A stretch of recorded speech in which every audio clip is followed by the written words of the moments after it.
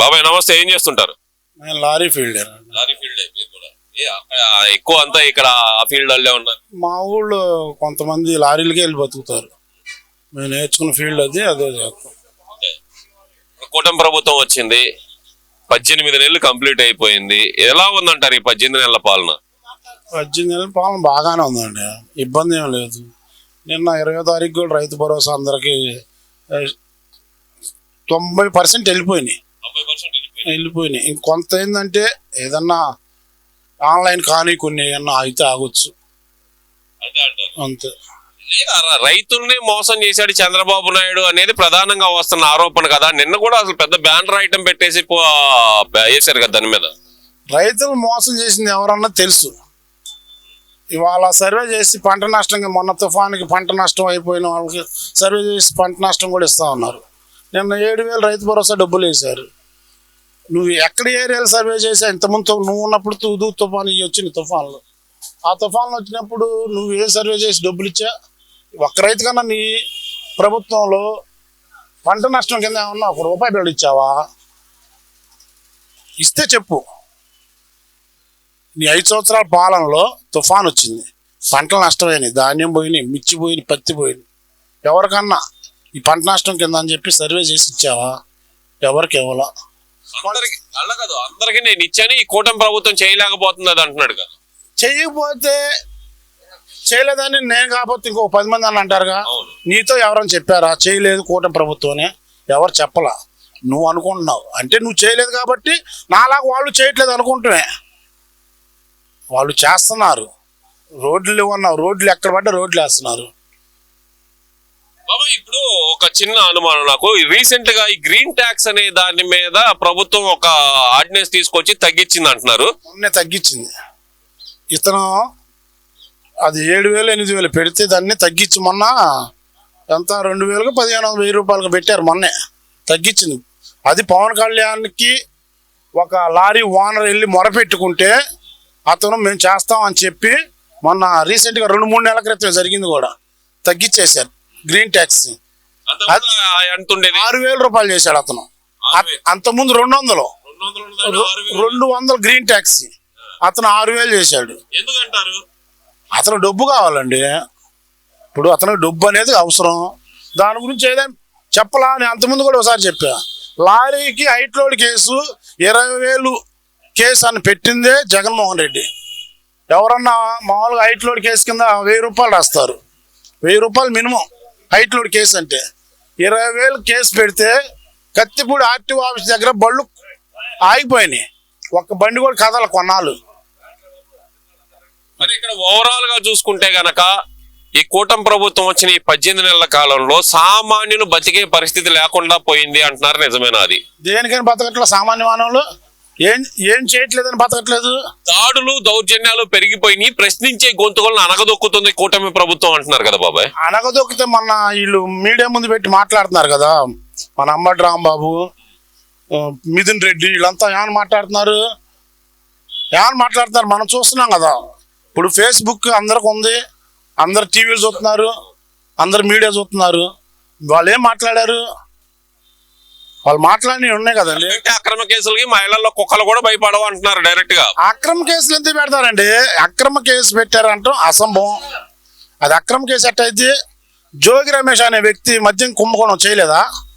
BC కులానికి చెందిన వ్యక్తి రాజకీయంగా ఎదుగుతుంటే తట్టుకోలేక చంద్రబాబు నాయుడు గారు కూటమి ప్రభుత్వం కలిసి చేస్తున్న కుట్ర అంట కదా. అది బీసీ కులం ఈయన ఒక్కడేనా? ఇంక వేరే వాళ్ళేరా? అదే పార్టీలో బీసీల్లో ఉన్నారు, ఎస్సీల్లో ఉన్నారు, ఎస్టీల్లో ఉన్నారు. అతను ప్రభుత్వంలో ఉన్నప్పుడు అతని దగ్గర ఇంకా ఉన్నారుగా. ఈయనొక్కడే బీసీ కాదుగా. మరి ఈయనొక్కడినే ఎందుకు చేయాల్సి వచ్చింది? ఇతను చేశాడు కాబట్టి, మద్యం కుంభకోణం ఇతను చేశాడు కాబట్టి. ఇతను టీడీపీ ఆఫీస్ పగలగొట్టినప్పుడు ఎలా పగలగొట్టాడు అంటే దీని గురించి ప్రత్యేకంగా మనం చెప్పాలంటే కనుక బీపీలు వచ్చినాయి నా అభిమానులకి నన్ను తిట్టేదలకి అని చెప్పి జగన్మోహన్ రెడ్డి చెప్పారండి. అది ఏమండి, మీరే మనుషులు, మీకే బీపీలు వస్తాయి. ఇక్కడ యువతల వాళ్ళకి కూడా బీపీలు ఉన్నాయి, షుగర్లు ఉన్నాయి, అన్నీ ఉన్నాయి. మీ ఒక్కళ్ళకే కాదు, అందరికీ ఉంటాయి బీపీలు. నీ ప్రభుత్వం ఉంది కాబట్టి నీకు బీపీ వచ్చింది, వాళ్ళ ప్రభుత్వం వచ్చింది, వాళ్ళకి బీపీలు వచ్చినాయి. వాళ్ళకి బీపీలు వస్తే అసలు ఇంతమంది ఎందుకు తిరుగుతారండి బయట? ఇంతమంది తిరగరు. తిరగకుండానే రెడ్ బుక్ రాజ్యాంగం అమలు చేస్తున్నారు కదా అంటున్నారు. రెడ్ బుక్ రాజ్యాంగం అమలు చేస్తే ఇన్ని రోజులు వీళ్ళంతా బయట తిరగరు, ఎప్పుడో లోపల ఉండాల. అది రెడ్ బుక్ రాజ్యాంగం కాదు, వాళ్ళు చేసిన పాపాలు పండిని ఇవ్వాల. అది చేసిన పాపాలు పండిని అంటారు. అంతే. రెడ్ బుక్ రాజ్యాంగం. ఇప్పుడు చట్టం మీకు చుట్టం కాదు, మాకు చుట్టం కాదు. మీకు చుట్టం మాకు చుట్టం కాదు కదా.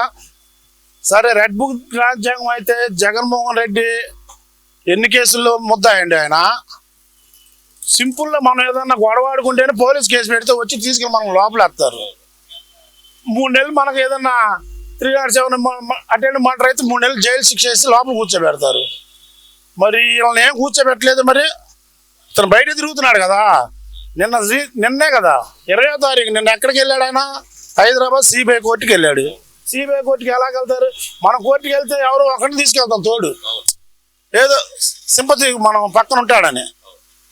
అతను ఎన్ని వేల మందిని తీసుకొని వెళ్ళాడు? అభిమాన నాయకుడిని చూడటానికి అభిమానంతో వచ్చారు వాళ్ళందరూ. ఏది ఇక్కడ మన గన్నవరం నుంచి ఫ్లైట్ ఎక్కి స్పెషల్ ఫ్లైట్లు అక్కడ దిగి వాళ్ళంతా అభిమాన నాయకులా? ఎట్టయిద్దండి? 1500 ఇచ్చి మనిషిని తీసుకొని వెళ్ళారండి అక్కడి నుంచి.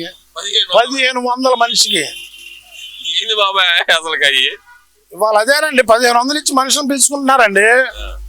ఇక్కడ మన ఆంధ్రాలో లేదు, తెలంగాణలో ఎంత వెళ్తారండి? ఇప్పుడు ఆంధ్రాలో లేనిదే తెలంగాణలో ఎలా వెళ్తారు? ఆంధ్రలో లేకపోవడం ఏంది? ఎక్కడికి వెళ్ళినా సీఎం అని అరుస్తున్నారు, నన్నే ముఖ్యమంత్రిగా కోరుకుంటున్నారు అంటే. కోరుకున్నారు. నిన్ను కోరుకునే వాళ్ళు నిన్ను కోరుకుంటారు. నువ్వు కావాల్సిన వాళ్ళు నిన్ను అనుకుంటారు. నేను కావాల్సిన నిన్ను అనుకుంటారు. నిన్ను ముఖ్యమంత్రి అనుకోవడానికి అనుకోకుండా ఎట్టుంటారు? చేసా కాబట్టి మాజీ ముఖ్యమంత్రి అంటున్నారు. మరి మాజీ ముఖ్యమంత్రే కదా, సీఎం కాదు కదా ప్రజెంట్. మరి మాజీ ముఖ్యమంత్రి కాబట్టి మాజీ ముఖ్యమంత్రి అంటారు. ఆయన సీఎం అని ఎట్ట అంటారు? సరే, ఇవన్నీ ఒక ఎత్తు అయితే కనుక 2029 అధికారం నాదే, ఈసారి నేను వస్తే ఇంకో రకంగా ఉండిద్ది సినిమా అంటున్నాడు కదా. వస్తే కదా ఉండేది, రాంది ఏముంటది?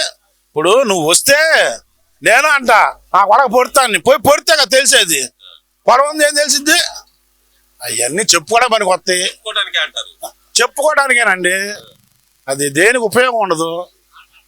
ఇప్పుడు నువ్వు చేసింది ఏదైనా మంచి, వాళ్ళ చెల్లెలే చెప్పింది కదండి, స్వయాన షర్మిలానే చెప్పింది కదా, మా అన్నయ్య ఇంత ఇదని.